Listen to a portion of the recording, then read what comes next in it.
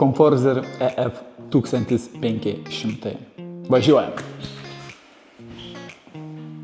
Na regis, padanga kaip padanga, bet pagrindas slypi jos viduje, sukurto tam, kad visureigyje kuo labiau mėgautumėtės tyla ir kad kuo mažiau jūs trukdytų padangų skleidžiamas triukšmas.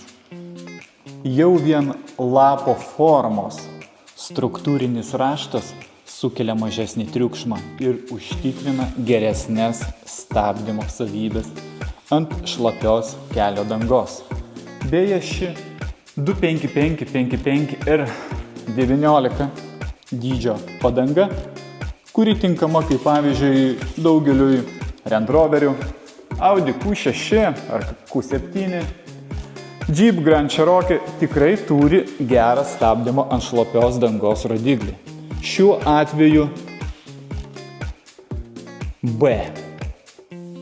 Padangos viduje specialus izoliacinis sluoksnis triukšmo mažinimui. 2 didelio dydžio ištisiniai grioveliai suteikia puikų vandens pašalinimą ir sumažina riziką akvaplanavimui. Kam pasisekė, tie nepajuto to nemalonaus jausmo. Na, o tie, kas važiavo dideliu greičiu, su nudylusiamis padangomis per balas, tikrai prisimena, kad ne tu valdai, o automobilis valdo tave. Na, paprasčiausiai slystame vandens paviršiumi.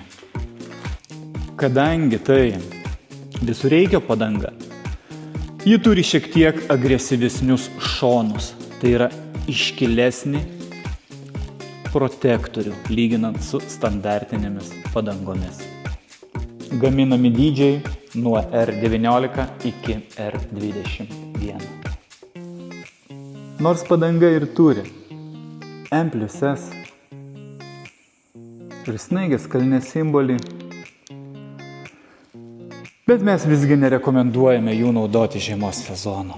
Na, nebent iki pirmo sniego ar plikledžio, nes ji tikrai neturės tų pačių savybių kaip tikra žieminė padanga.